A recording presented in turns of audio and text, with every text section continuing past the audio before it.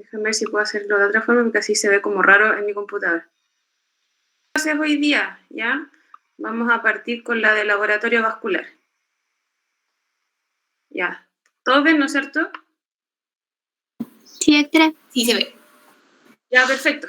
Entonces, esta clase vamos a partir con el primer examen, que es el EVNI, ¿ya? Que significa Estudio Vascular No Invasivo. Esta es la maquinita con la cual se toma este examen, que en el hospital está en el Policlínico de Cirugía Vascular. Incluye 4 parámetros, ¿ya? El índice tobillo-brazo, presión sistólica segmentaria, la curva de volumen de pulso y la fotopletismografía. El índice tobillo-brazo es una relación entre la presión arterial sistólica del tobillo dividido por la presión arterial sistólica más alta entre los dos brazos, ¿ya? Y siempre luego de haber tenido al menos 10 minutos de reposo. Con este índice tobillo-brazo nosotros podemos tener una orientación a ver si hay realmente alguna enfermedad de base o no, ¿ya? Mayor a 1,3 significa en el fondo que las arterias no estaban compresibles, ¿ya? No significa que esté normal, en el fondo probablemente están tan calcificadas que por eso no se pudieron comprimir, ¿ya? Y en este caso se asocia también a mayor riesgo cardiovascular. Entre 1 y 1,2 o 1,3 se considera normal, según donde uno lo lea, algunos consideran hasta 1,2 y otros hasta 1,3. Entre 0,91 y 0,99 son valores límite, ¿ya? Pero bajo 0,9 ya hay una alteración clara. Entre 0,4 y 0,9 una isquemia leve o moderada y ya bajo 0,4 una isquemia severa. Ahora, este es solamente un índice, ¿ya? Obviamente todo hay que correlacionarlo con la clínica.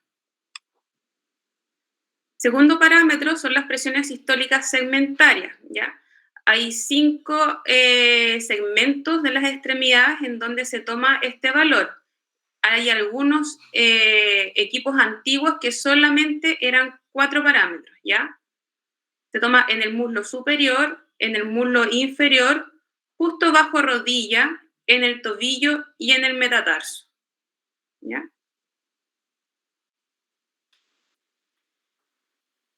Podemos, en el fondo, en este examen de las presiones sistólicas segmentarias, podemos ver si hay una alteración comparando una extremidad con la otra, ¿ya? O entre un segmento y el siguiente. Y también, según donde uno lo lea, algunos consideran 20, otros consideran 30 milímetros de mercurio, pero ya una disminución entre alguno de esos dos parámetros, entre un segmento y otro, se considera significativa. Ahora, eso no distingue si es una lesión con oclusión o con estenosis, ¿ya? Solamente uno sabe que hay alguna alteración. Ahora, muchas veces, como ya les dije antes, pueden estar estas presiones falsamente elevadas por solamente calcificación. Esta información solamente ofrece una información hemodinámica, pero no morfológica, como les decía, pues no sabemos si es oclusión o estenosis. Después tenemos la pletismografía segmentaria, ¿ya? Que en el fondo significa, es el registro de volumen de pulso. Esto es lo del PDR que nosotros le decimos en el hospital. Y que mide cambios de volumen, ¿ya? Se coloca el manguito alrededor y en el fondo el cambio en el diámetro del volumen, ya sea muslo, rodilla, tobillo, es lo que se va midiendo acá. Por lo tanto, la curva debiese ser trifásica, ¿ya? Lo bueno de este parámetro es que es independiente de la calcificación de las arterias, entonces es como el parámetro más sensible que nosotros podemos utilizar para evaluar realmente si hay alguna alteración o no en la extremidad. Aquí, por ejemplo, tenemos que el muslo proximal sobre rodilla, bajo rodilla y en el tobillo. Aquí faltó la del metatarso. Pero, por ejemplo, si se pueden ver acá, ya en el muslo proximal es una curva que es difásica, no es trifásica, que es lo que nosotros esperamos que sea. ¿Y por qué? Porque más arriba de eso ya vemos acá en la ilíaca hay una estenosis, ¿ya? De ahí seguimos bajando, pero ya bajo rodilla hay claramente una disminución de la amplitud de la curva de PDR y probablemente también está dado por esta otra oclusión en la femoral superficial. Acá lo mismo, acá podemos hacer una correlación entre la presión segmentaria y la curva de PDR, ¿ya? Esta es la presión del brazo mayor, la presión del muslo proximal es mayor a la del brazo. Recuerden que lo normal es que la presión sea lo mismo en la extremidad que en la del brazo, o incluso levemente superior, pero no más allá de 10 milímetros de mercurio. Y aquí está por sobre lo normal, ¿ya? Tenemos presión sistólica segmentaria elevada en muslo proximal, muslo distal, y aquí ya bajo rodilla hay una caída que es de más o menos 30 milímetros de mercurio, pero ya de bajo rodilla a tobillo es bastante más significativa, de 40 milímetros de mercurio.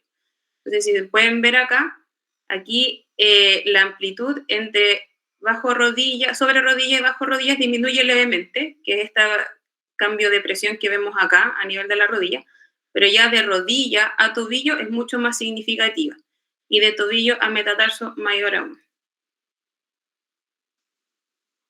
Y por último, el último parámetro de este examen es la fotopletismografía, que en el fondo consiste en una fuente de luz infrarroja que emite un haz sobre la piel para iluminar los vasos subcutáneos, y este haz lo que va haciendo es va midiendo la cantidad de glóbulos rojos.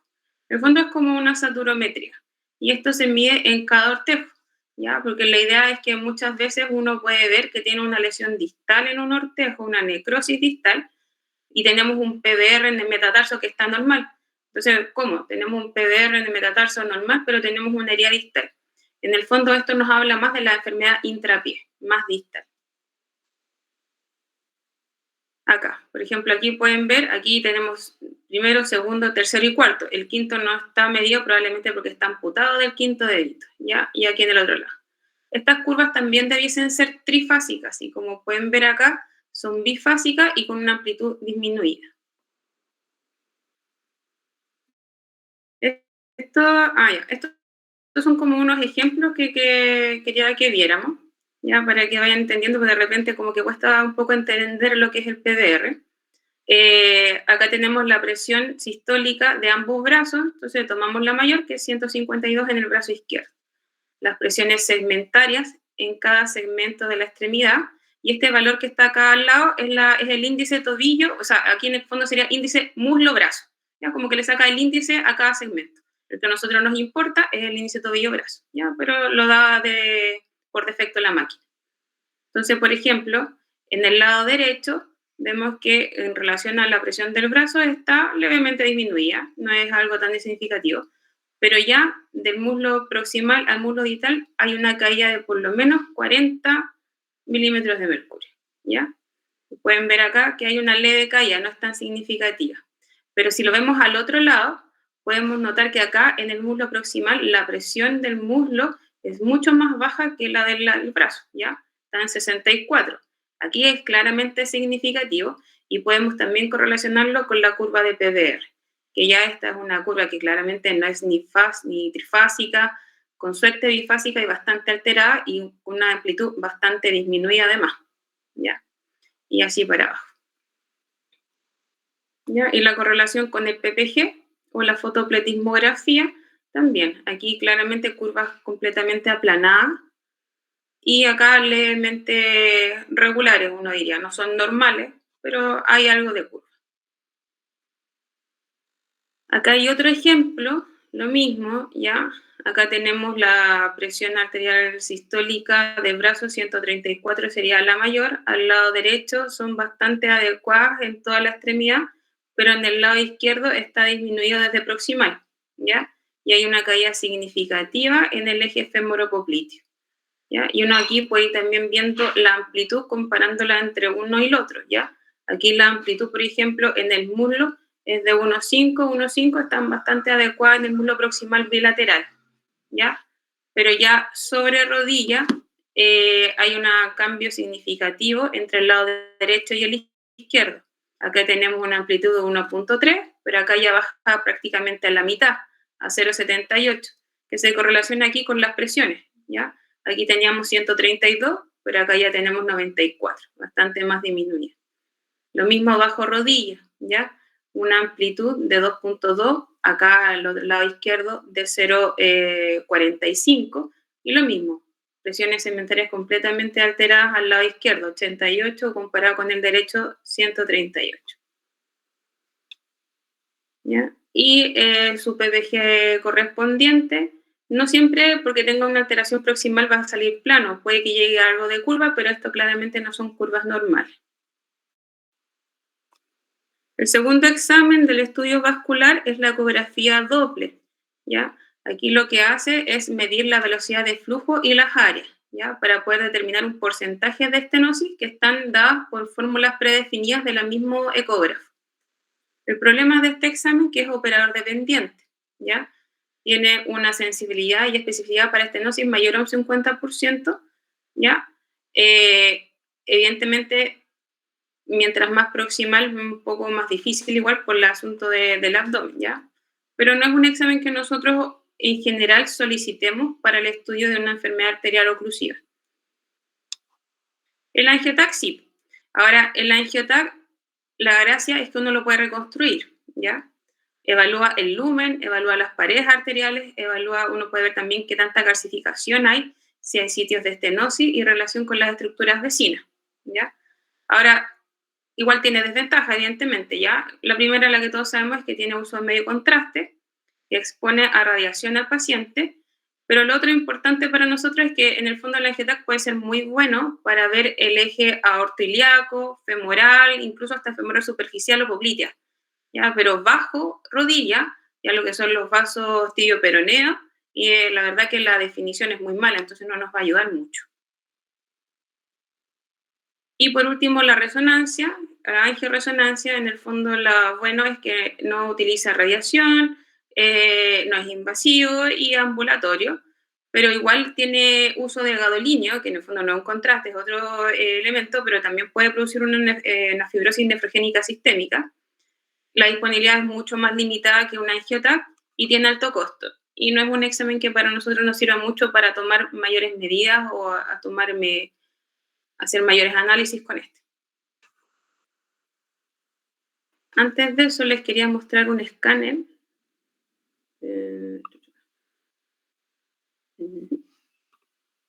Acá. Para que vieran en el fondo lo que les comentaba del estudio con escáner en la enfermedad arterial oclusiva. Este es un angiotac de aorta. Es abdomen, tórax, un poco de tórax. En realidad no es aorta completa porque le falta el arco aórtico, pero un poco de tórax, abdomen y pelvis. La aorta se tiñe de blanco, que es el medio contraste. Entonces uno aquí vamos bajando lentamente y podemos ver que el primer vaso que sale hacia anterior, tronco celíaco. Después, perdón, seguimos, vamos de nuevo que me partí, ahí tronco celíaco. Después un segundo vaso que también sale hacia anterior, que es la mesentérica. Y después tenemos las arterias renales. Ahí podemos ver la emergencia de la renal izquierda y ahí la emergencia de la renal derecha. Todo bien bonito, pero ¿qué pasó? Ahí se nos ocluyó, ¿ya? Entonces, el escáner muy bueno para ver enfermedad aortoilíaca. Vamos a seguir para abajo. Sigue estando ocluida, se siguen viendo solamente calcio. Y acá reconstituyen las femorales, la femoral derecha y la femoral izquierda por estas colaterales, probablemente las epigástricas, ¿ya? Y ahí podemos seguir bajando. Aquí los vasos se van a ver en un tamaño más disminuido porque no tiene un flujo continuo desde la aorta, ¿ya? Pero podemos decir que hay femoral superficial y hay femoral profunda a ambos lados. Y ya de ahí para abajo, la superficial, esta que va obviamente más superficial, la profunda es la que da ramas en el muslo. Podemos seguir continua la femoral superficial. Aquí ya tenemos poplitea en ambos lados, ¿ya? Y de aquí para abajo se nos hace medio difícil saber si realmente es continuo o hay estenosis en las arterias tibio-peroneas. Pero como les comentaba, para ver el eje aortilíaco es muy bueno. Aquí claramente la oclusión aórtica.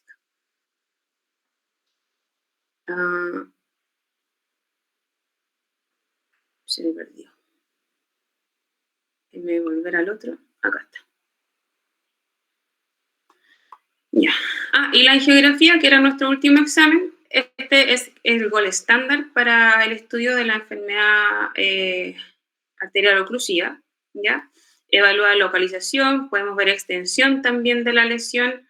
Otra ventaja es que puede ser diagnóstica, pero también terapéutica al mismo tiempo. Sin embargo, la desventaja es que requiere el uso de medio contraste, aunque existe la alternativa de angiografía con CO2, ¿ya? Para aquellos que son alérgicos al contraste. Pero eso es una máquina especial, ya no es algo que nosotros o que esté disponible en cualquier centro. La otra desventaja es que es un procedimiento que es invasivo porque uno tiene que pinchar la arteria, ya sea arteria braquial, arteria femoral. Por lo tanto, pueden haber complicaciones en relación a la punción, ¿ya? Como sangrado, hematoma, pseudoneurisma, podemos generar embolía también con el desprendimiento de las placas, a uno al puncionar puede mover las placas cálcicas del lumen, o también obviamente la reacción al medio contraste, ya reaccionar.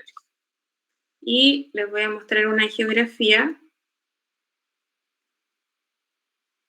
Por ejemplo, este paciente se hizo esta semana. Nosotros siempre partimos o puncionamos la arteria, la femoral, del lado no sintomático. En este caso es un paciente varón que tenía una lesión, una amputación de cuarto y quinto ortejo del pie derecho. Entonces, por lo tanto, nosotros entramos por el lado izquierdo. Se punciona la arteria, se sube un catete, se hace una angiografía de la aorta, ¿ya? Aquí podemos ver ilíaca común derecha y que se divide en ilíaca externa, que es la que se continúa como femoral, y la hipogástrica o arteria ilíaca interna, ¿ya? Después de hacer esa angiografía, uno lo que hace es avanzar este catéter, la punta, y dejarla en la femoral común.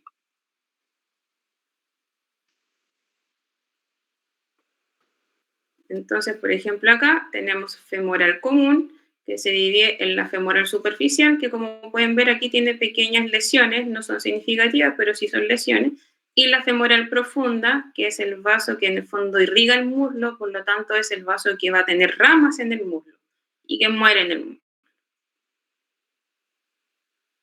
Después tenemos acá la misma femoral superficial, que llega un minuto en que se hace más lateral, que en el fondo este segmento se llama Hunter y empieza a llamarse poplitea, ¿ya?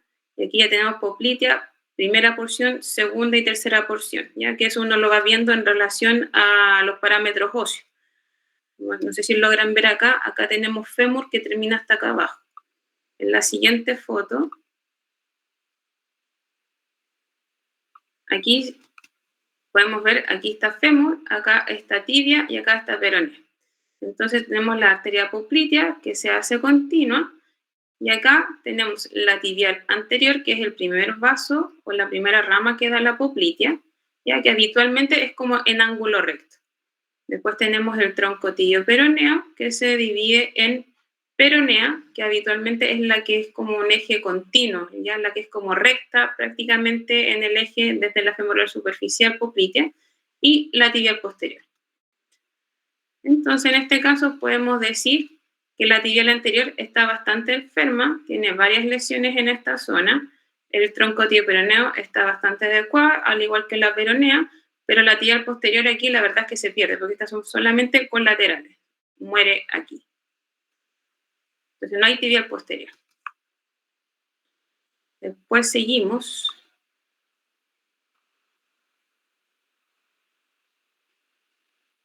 Y vemos, esto ya es pierna y acá tobillo. Ahí vemos prácticamente que hay solamente un vaso, que es la peronea, y algo reconstituye la tibial anterior, pero no hay tibial posterior.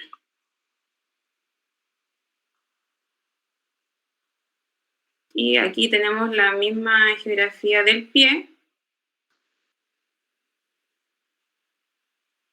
Esta es la peronea, que da solamente una colateral hacia posterior, y acá la tibial anterior la verdad que no se ve, pero reconstituye en una pedia, que es esta que se ve acá abajo. Y tibial posterior ni siquiera se ve un esbozo. Entonces, a este paciente se le hizo una angioplastía, ya se logró pasar una guía hasta abajo y se plastió todo ese segmento. y acá abajo podemos ver, a ver, cómo quedó. Claro, aquí está la final. Si pueden ver, tenemos tibial anterior, que se ve bastante continua. Después la siguiente imagen. Creo que está desordenado.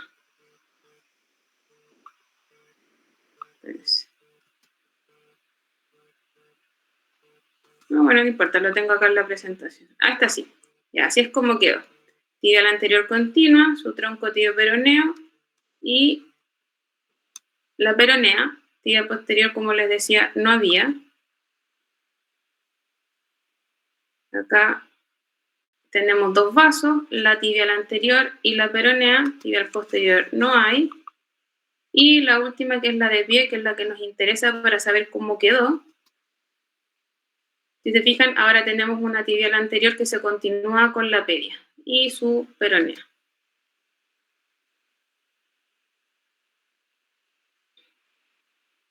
Ya. Eso con la parte del estudio vascular. Y vamos a ir a la segunda presentación, al tiro. Yo creo que vamos a hacer dos y después hacemos un break. Y después hacemos las otras dos. Doctora. ¿Sí? ¿Tienen dudas, perdón? Yo tengo una pregunta. ¿Sí? Es que en el estudio vascular no invasivo, cuando hablaba de la neumopletismografía, de que no se alteraba por la calcificación y que por eso era un mejor parámetro, es porque, por ejemplo, en el índice tobillo-brazo, ahí como podía darse la posibilidad de que fuese como no compresible y el índice dar más de 1,3, como que uno no podía evaluar bien. Exactamente, como el índice tobillo-brazo y las presiones segmentarias están muy influenciadas por la calcificación arterial, te puede dar un índice tobillo-brazo normal o sobre, pero es falso. Por eso que en el fondo la curva de volumen de pulso o PDR, que en el fondo lo que mide es diámetro del muslo con el crecimiento de cada periodo sistólico, en el fondo es la que no se ve influenciada por la calcificación y es el parámetro más sensible que uno puede ocupar en un paciente. Igual uno hace una interpretación con todos los parámetros, ¿ya? Pero entre todo, el mejor de los 4 es el PDR. Ya, perfecto. Y doctora, se supone que uno, por ejemplo, entre las extremidades superiores y las inferiores debería tener muy poquita variación. Muy poco, muy poco. Lo normal es que fuese la misma presión o levemente elevada, no más allá de 10 milímetros de mercurio en las extremidades, hacia lo más distal. Ya, perfecto. Eso era, gracias. ¿Ya? ¿Alguna otra duda? Sí, doctora, ¿uno puede tomar el índice tobillo-brazo con la maquinita con la que toma la presión normal? ¿Cómo? Sí, o sea, eso pasa mucho. Nosotros nos llegan muchas interconsultas de los médicos de APS en que hacen índice tobillo-brazo, ¿ya? Y muchas veces les sale alterado. Y claro, y con eso, en el fondo los mandan al tiro pensando en enfermedad arterial oclusiva. Por eso que es importante que cuando ustedes sean médicos generales, trabajen en APS, que pueden hacer este examen, que es muy bueno en el fondo para tener una orientación del paciente si realmente hay alguna alteración, porque esto de tomar los pulsos es bastante subjetivo. Yo creo que a todas les ha pasado que de repente alguien le dice, ¿tiene pulso o no tiene pulso? Y ustedes lo sienten o no lo sienten. En el fondo, una forma de objetivar eso es pidiendo este examen, ¿ya? Ahora, no está disponible el EFNI, o sea, está disponible para toda la región, pero no es tan fácil obtenerlo. No es algo que vayan a tener tan rápido probablemente. Entonces, sí, pues ustedes pueden hacer un índice tobillo-brazo en cualquier parte, ¿ya? Pero siempre, como les decía, hay que correlacionarlo con la clínica. En el fondo, no derivan un paciente porque le salió un índice tobillo-brazo alterado, ya sea o muy alto o muy bajo. O sea, en el fondo tiene que ser en correlación con que el paciente tenga alguna clínica de enfermedad arterial, que sea claudicante, algo, o que tenga alguna lesión. Pero el índice tobillo-brazo por sí solo derivarlo, no. ¿Ya? Vale, doc. Y otra duda es, ¿el PBR uno lo puede, es como examen de especialista? ¿O lo...? No. O sea, cuando hablen de examen, hablen siempre de EFNI, ¿ya? Porque el EFNI incluye todo. Pero ese examen lo puede pedir cualquiera. No es un examen que sea solo de cirujano vascular, para nada. De hecho, lo piden mucho de todos los hospitales y con el resultado a veces derivan y a veces no, ¿ya? Pero lo puede pedir cualquiera. Entonces ahí es mejor que uno derive al cirujano vascular con todo ya estudiado. Lo o ideal no? es que sí, porque Ya. si no, de fondo, piensen que lo que sucede es que lo derivan, porque ya puede que tenga clínica de una claudicación moderada, pero no llega con el estudio. Entonces, en el primer examen uno lo va a examinar y le va a pedir el examen. Entonces, van a ser 3 meses más que el paciente va a estar esperando porque las horas tampoco son tan rápidas. En cambio, si llega con todo el tiro, uno puede hacer al tiro un manejo más integral. Vale, Doc, gracias. Ya. ¿Alguna Doctora. otra duda? Diga. Bien. Tengo una duda. Por ejemplo, en el registro de las ondas, usted mencionó que la normal es trifásica, pero cuando hay alguna Sí. alteración se vuelve bifásica y va disminuyendo la amplitud. Eso, Exactamente. que disminuye la amplitud... No, ya, me respondí la duda, muchas gracias. Doctora, una pregunta. ¿El ecodoppler también se vería alterado por la calcificación? Claro, porque ahí en el fondo, acuérdense que el ecodoppler, por los porcentajes que se van haciendo, tanto del parámetro entre el lumen interno y externo, saca un porcentaje de probable estenosis, ¿ya? Entonces sí, pues también se va a ver alterado con la calcificación, o sea, uno va a notar, el ecografista te va a decir, probablemente estenosis significativa o no significativa, o a veces lo puede dar en porcentaje. El problema es que es muy dependiente del operador, ¿ya? Es muy sensible, uno puede mover el transductor 5 grados y ya hay un cambio en el parámetro hemodinámico. Entonces, no es un examen que a nosotros nos ayude mucho, porque para tomar decisiones no nos va a servir, ¿ya? En el sentido de que si uno clínicamente tiene un paciente que tiene alguna lesión, es claudicador invalidante, nuestro examen de elección siempre va a ser el EPNI, ¿ya?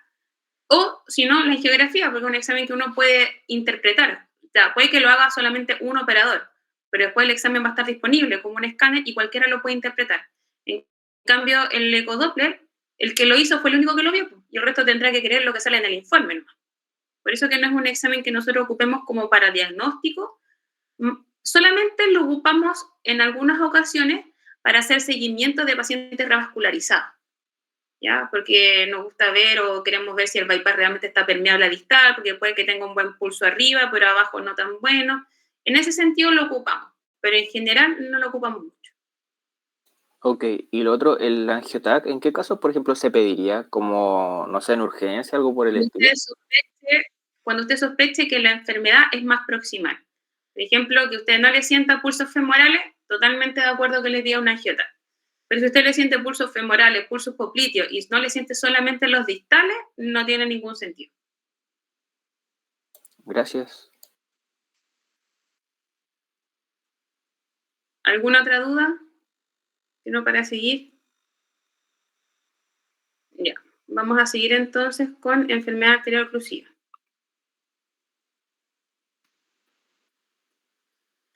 Ya, la enfermedad arterial en el fondo hace relación a una oclusión o estenosis de las arterias y que por lo tanto eso va a generar una disminución del flujo sanguíneo al territorio de ese segmento arterial, ¿ya? Ahora, esto está dado en cualquier parte del cuerpo. Por ejemplo, si pasa en las carótidas, nos puede dar un accidente vascular, si en el territorio mesentérico, una angina o una isquemia mesentérica, si en las coronarias, un infarto, o si en las extremidades inferiores se puede manifestar con claudicación intermitente o isquemia crítica.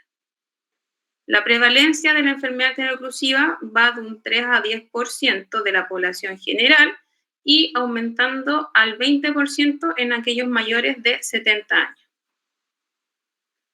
Los factores de riesgo para esta enfermedad son los clásicos que nosotros conocemos para la mayoría de las enfermedades cardiovasculares: la edad, la hipertensión, la diabetes, la dislipidemia, la enfermedad renal, la obesidad y el tabaquismo.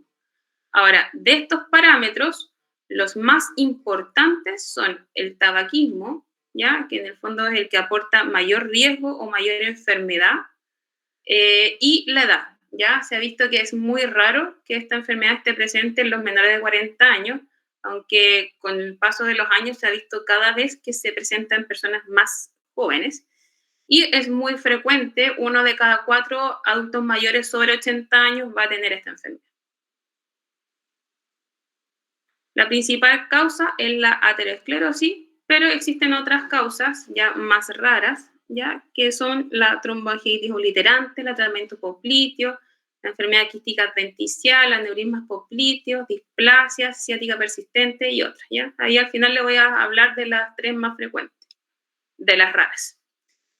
El cuadro clínico va a ser variable, ¿ya? Va a ir de un paciente que es asintomático, que es el que conversábamos recién, que probablemente puede que le salga un índice tobillo-brazo alterado, pero no tenga ninguna manifestación clínica. Y aquellos ya con isquemia crítica, que sea ya lesión o dolor de reposo, ya que van a tener un riesgo de pérdida de extremidad. La mayoría obviamente son asintomáticos y del pool general de todos los pacientes con enfermedad arterial-oclusiva se ha visto que menos de un 10% va a desarrollar una isquemia crítica. Los síntomas van a ser la claudicación intermitente principalmente y que se refiere a que el paciente al caminar llega un minuto en que le duelen las piernas, pero más que solo dolor tiene que detenerse por el dolor. Esa es la palabra clave en la claudicación intermitente, porque el solo hecho de dolor al caminar no es característico de la enfermedad arterial-oclusiva. Sí, el hecho de que tenga que detenerse por el dolor, que descanse un par de segundos y pueda volver a caminar la misma distancia, ¿ya? La enfermedad es progresiva y según el segmento que esté alterado va a ser la sintomatología que nos va a dar. Por ejemplo, si la estenosis o oclusión está en el segmento aorto ilíaco, el dolor se va a generar a nivel de los glúteos, de los muslos. Si en el segmento femoropopliteo, a nivel de las pantorrillas, o si ya es infrapopliteo, pantorrillas y pies. Al examen físico, lo primero que tenemos que hacer es observar, ¿ya? Vamos a notar unas extremidades ya con pérdida de fanerios, pocos pelos, pocos vellos, una piel seca, ¿ya? Evidentemente, palpar los pulsos, ¿ya? Y ver si hay presencia de lesiones. En que esta enfermedad habitualmente da lesiones en la punta de los pies interdigital o en la cara lateral del tobillo, que son las zonas como más isquémicas. El objetivo de los exámenes de laboratorio va a ser ir en busca de factores de riesgo para la enfermedad arterial o para factores o condiciones que puedan empeorar los síntomas. Entonces, por ejemplo, hay que pedir un hemograma porque si el paciente tiene enfermedad arterial y además tiene anemia, va a ser mucho más sintomático. Hay que tratar de mejorarles el hematocrito para que el glóbulo rojo trate de llegar a lo que más pueda. La trombocitosis, en el fondo, para ver si hay alguna patología o algo que pueda favorecer trombosis arterial. La leucocitosis para ver si en el fondo alguna lesión pueda estar además con un componente infeccioso. La función renal uno la va a solicitar pensando que eventualmente pueda requerir algún estudio angiográfico. La glicemia, la hemoglobina glicosilada, poder mantener una diabetes en el caso de aquellos que sean diabéticos lo más controlada posible, y el perfil lipídico que también influye en la enfermedad arterial. Aquí nosotros vamos a ocupar la clasificación de Rutherford, ¿ya? Está también la de Fontaine. En el fondo uno puede hacer un paralelo con las dos enfermedades. Y esta es la más ocupada y es bastante fácil de entender. Tienen que ver que son 7 estadios. Del 0 al 3 son aquellos que en el fondo se van a manejar en forma médica, pero ya 4, 5, 6 son las urgencias, ¿ya? El 0 es ese paciente asintomático que puede tener un índice tobillo-brazo alterado. 1, 2 o 3 son los claudicadores. 1, 2, 3, leve, moderada, severa, ¿ya? Y que nosotros habitualmente los contemplamos en aquellos leves, los que claudican a mayores de 200 metros, o los severos a menores de 200 metros, ¿ya? En realidad, el severo es una claudicación más bien invalidante, aquellos que en el fondo dentro de la casa no pueden ir al baño, en el fondo porque le duelen las piernas, no pueden movilizarse, o aquellos que en el fondo puedan ser más jóvenes que no puedan tener un trabajo o hacer su vida cotidiana habitual por la enfermedad arterial. Pero también existen parámetros que uno puede ocupar en forma objetiva, como por ejemplo completar el ejercicio en una cinta de correr, que son 5 minutos a 2 millas por hora en una pendiente de un 12 grados habitualmente, ¿ya? Eso en el fondo para la claudicación leve son los que lo logran completar. La claudicación severa, los que no lo completan, y los que están entre medio son los moderados. Ya los severos o las urgencias, 4, 5, 6. El 4, dolor de reposo. 5, una lesión tisular menor, un dedito negro ya, 1 o 2 deditos negros, pero la 6 es cuando ya tenemos parte mayor de tejido comprometido, como por ejemplo un antepié. El pronóstico no es muy bueno porque en el fondo es una enfermedad que es progresiva y que es irreversible, ¿ya? Solo el 25% va a permanecer estable. Y 7% de los asintomáticos va a progresar a una isquemia crítica en un periodo de 5 años. Chicos, esperen un segundito que me llaman insistentemente del hospital. Retiro, seguimos. ¿Aló? ¿Sí? ¿Hola? ¿Ya? Yo, disculpe, no estoy en el hospital. No, hoy día están solamente doctor Tepper, Herrera y Ocaranza. Ya, adiós. Ya, sigamos. Entonces, estábamos que el pronóstico era malo, que solamente 1 de 4 va a permanecer estable y un 7% de los asintomáticos va a progresar a una isquemia crítica a 5 años. ¿Ya? A los 5 años, estos pacientes, un 20% de los pacientes que ya tienen isquemia crítica van a presentar un evento cardiovascular mayor, ya sea infarto o accidente vascular, donde la mortalidad va a oscilar entre un 10 a 15%. Entonces, en el fondo es súper importante la enfermedad arterial porque es un parámetro cardiovascular de morbimortalidad. El tratamiento va a ir enfocado a los cambios de estilo de vida para reducir el riesgo cardiovascular, mantener un IMC idealmente menor a 25 con una dieta saludable y ejercicio aeróbico. Lo más importante, evidentemente, no fumar. En los pacientes diabéticos con un objetivo de hemoglobina glicosilada menor a 7 y aquellos hipertensos diabéticos con un objetivo de presión arterial menor a 130-80, igual que los renales, o aquellos que son solamente hipertensos menos de 140-90. Y el LDL objetivo menor a 100 miligramos por decilitro. Sin embargo, últimamente, en los últimos congresos, el objetivo del LDL es menor a 50. Es bastante extremo, pero eso es lo que están tratando de inculcar actualmente en las guías internacionales. Entonces el manejo va a estar dado básicamente, manejo médico, por antiagregantes plaquetarios, estatina, caminar y no fumar. Ahora vamos a hablar un poquito de la isquemia crítica, que se define como cuando la demanda sanguínea está comprometida a tal nivel que no es capaz de suplir los requerimientos metabólicos, produciendo dolor de reposo o lesiones tisulares. Recuerden, Rutherford 4, 5 o 6, ¿ya? En un periodo de más de 2 semanas, porque si no ya sería un evento agudo. Y lo principal es que esta condición va a generar un riesgo de pérdida de extremidad. Aquí la clasificación que uno debiese ocupar es la clasificación de Wi-Fi, ¿ya? Wi-Fi de Wound Ischemia Foot Infection, ¿ya? Aquí no nos sirve la clasificación de Wagner, que en el fondo está dada para un pie diabético neuropático, porque no nos habla ni de la isquemia, ni tampoco nos habla de la infección. ¿Ya? Es un poco grande de la clasificación, pero es solamente para que tengan una idea de lo que significa o lo que incluye esta clasificación. Es como para que se la aprendan, ¿ya? En el primer parámetro, que es Wund, que tiene relación con la herida, van a haber 3 grados, 0, 1, 2 y 3, que van en relación a la úlcera, si tiene úlcera, si la úlcera es pequeña, si la úlcera es profunda o si ya es mayor extensa. En el grado de la isquemia, aquí va a ser relación al índice tobillo-brazo, y food infection en el fondo hace hacia si los signos de infección son solamente locales menores, mayores o ya hay un compromiso sistémico. Aquí, como pueden ver en el parámetro 3, hace referencia a signos vitales, ya temperatura mayor a 38, taquicardia, taquipnea, incluso incluye parámetros de laboratorio. Y con esos parámetros, la persona tiene que ver en el fondo, en la tabla, si el paciente, podemos determinar en el fondo el riesgo estimado de amputación al año, según este estadio, o si en el fondo se ve beneficiado el paciente de algún tipo de revascularización. El tratamiento de la isquemia crítica multidisciplinario, ya, cirujano, internista, fisiatra, ya terapeuta ocupacional, todo.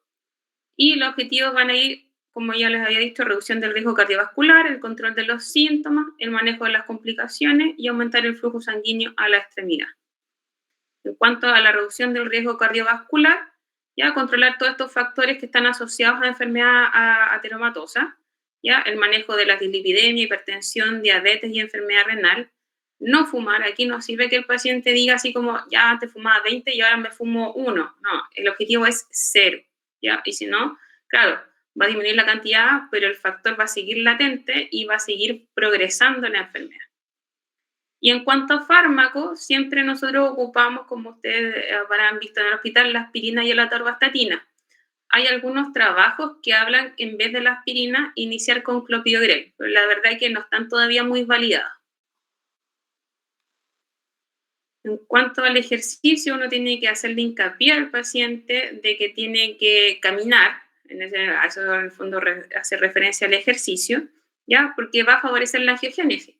La enfermedad, como ya les comenté, es crónica y es progresiva y es irreversible. O sea, estos vasos que ya están enfermos, si no se angioplastiaron o no hubo un bypass, van a seguir así, ¿ya? Y probablemente aquellos que se hicieron bypass o que lograron hacer alguna angioplastía, eventualmente eso también se va a tapar. Entonces, el objetivo es generar nuevas arterias, todas estas colaterales que van a suplir la demanda de todos esos vasos que ya están ocluidos, están estenóticos.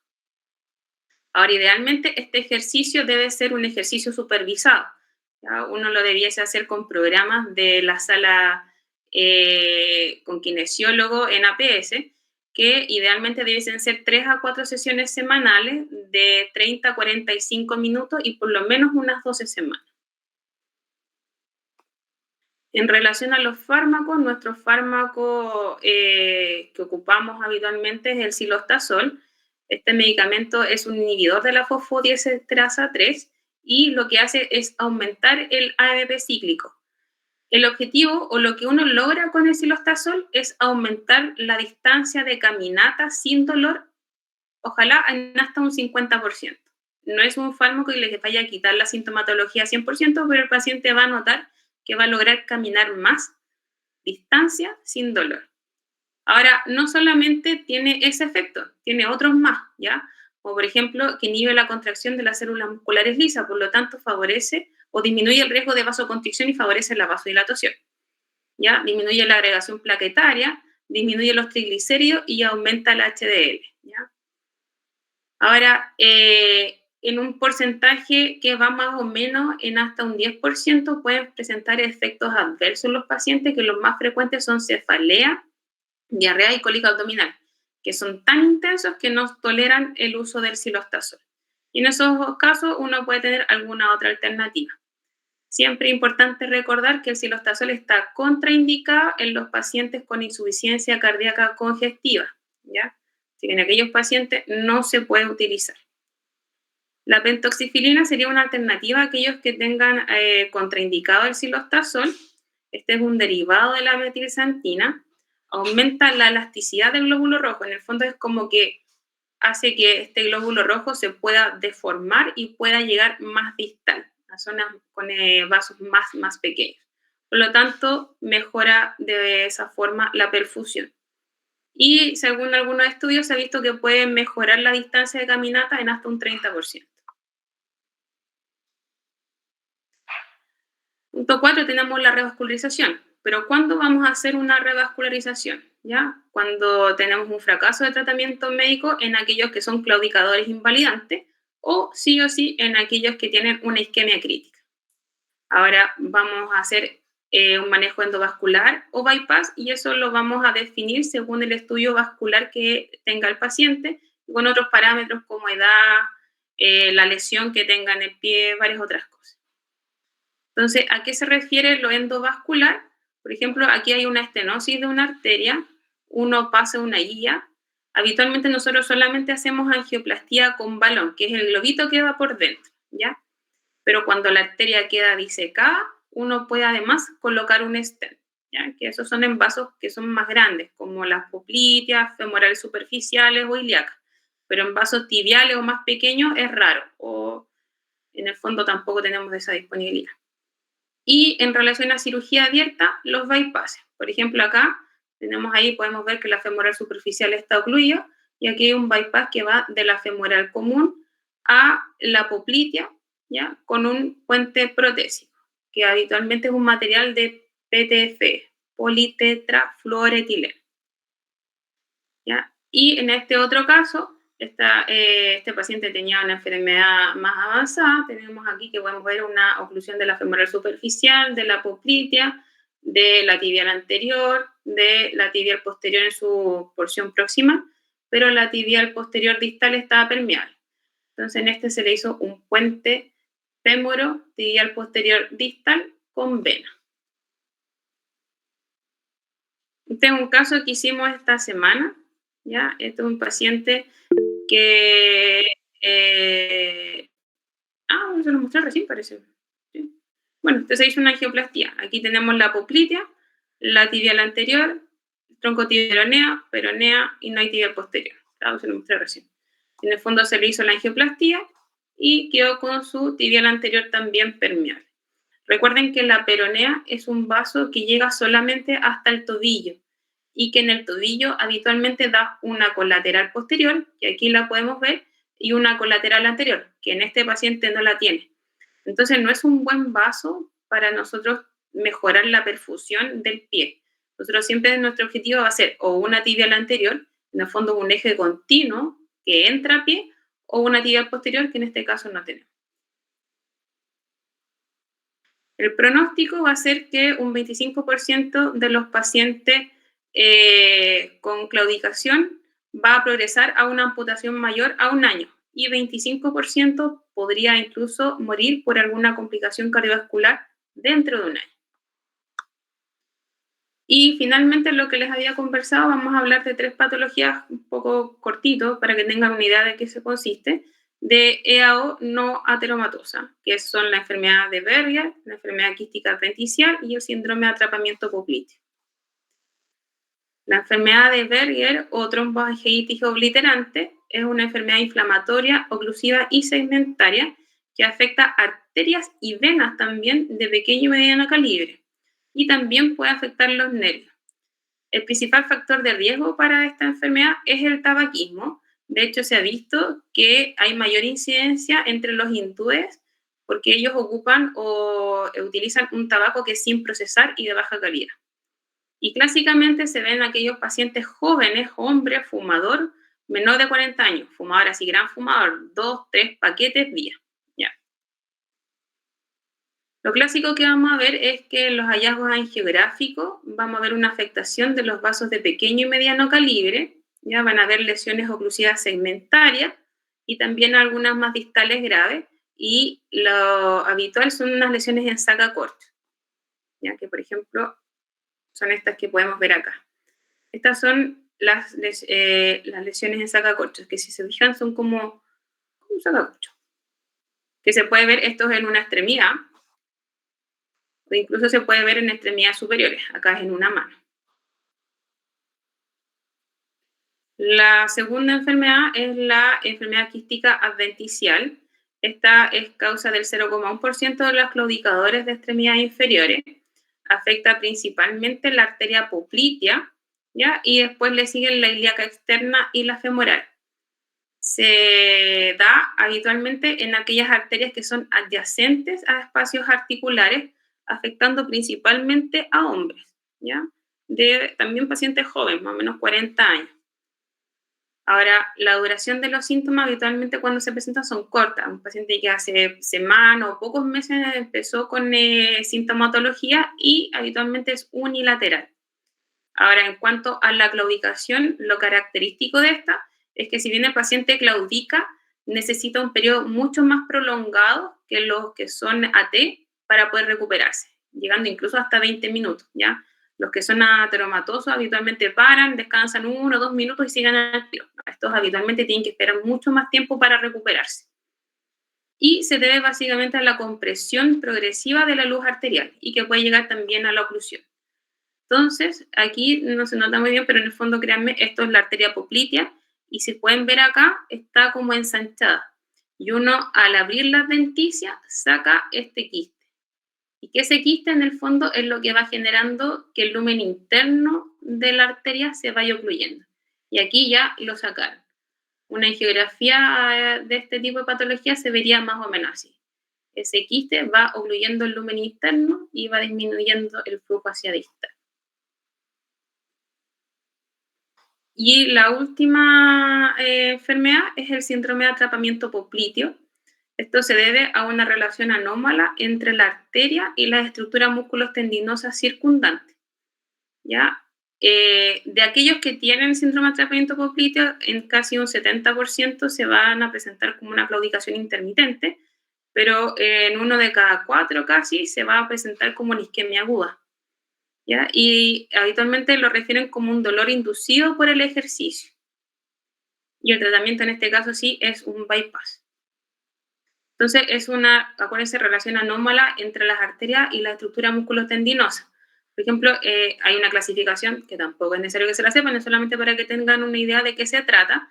En el tipo 1 podemos ver que la arteria poplitea tiene un trayecto aberrante que es más medial de lo habitual. Entonces eso genera que el músculo gastrocnemio comprima la arteria.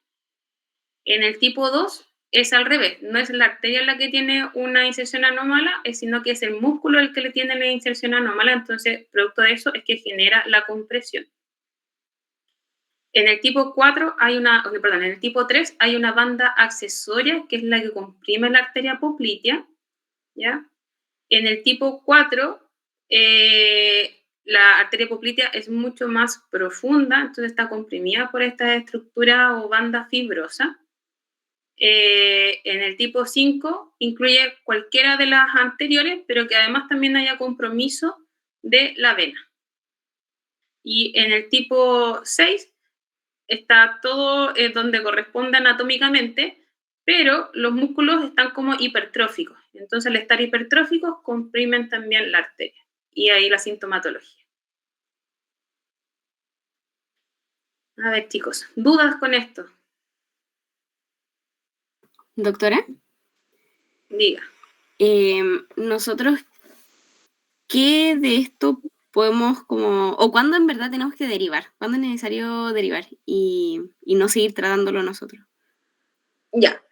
Las urgencias, o sea, isquemias críticas, dolor de reposo, lesión tisular menor y mayor, siempre, y se derivan a servicio de urgencia, ¿ya? Eso es re importante.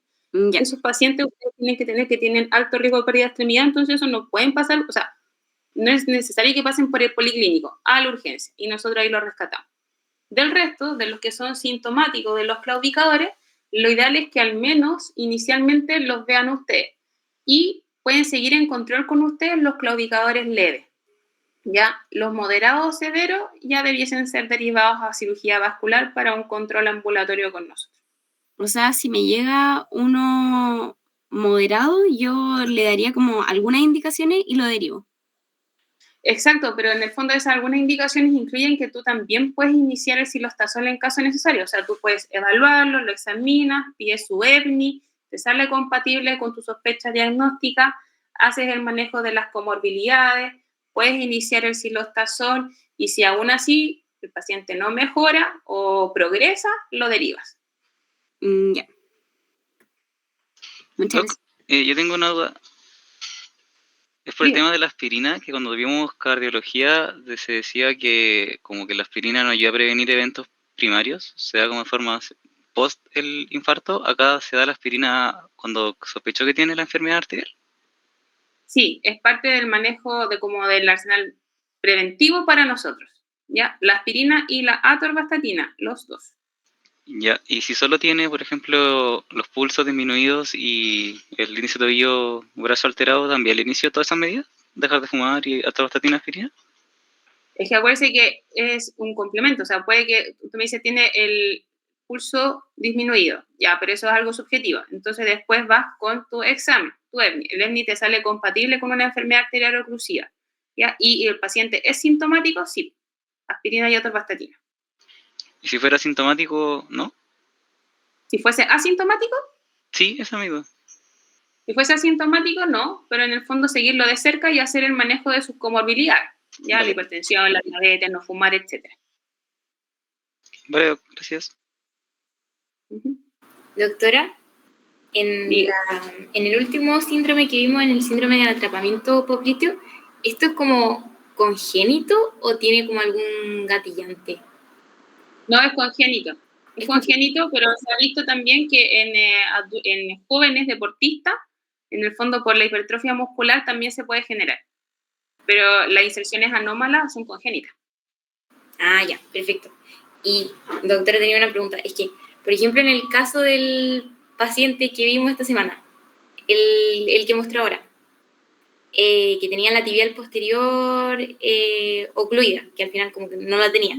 ¿Por qué ahí no se puede como hacer angioplastía, como destapar esa arteria?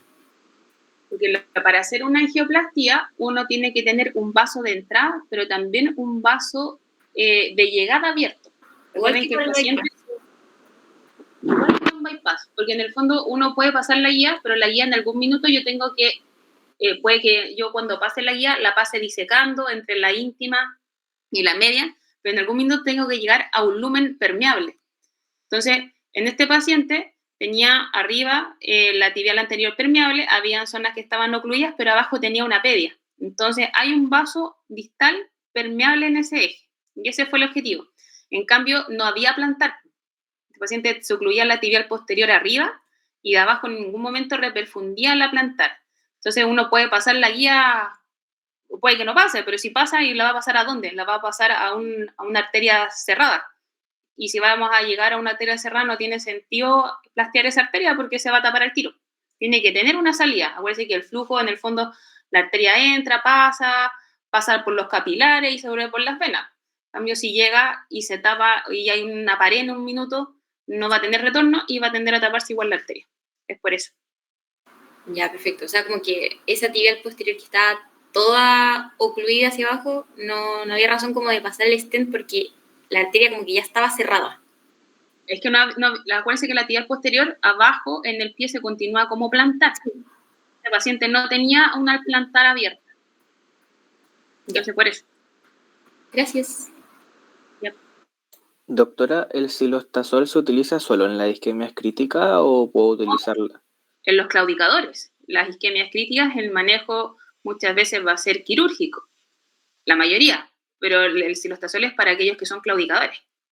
Acuérdense que el cilostazol es aumentar la distancia de caminata. Ok, muchas gracias.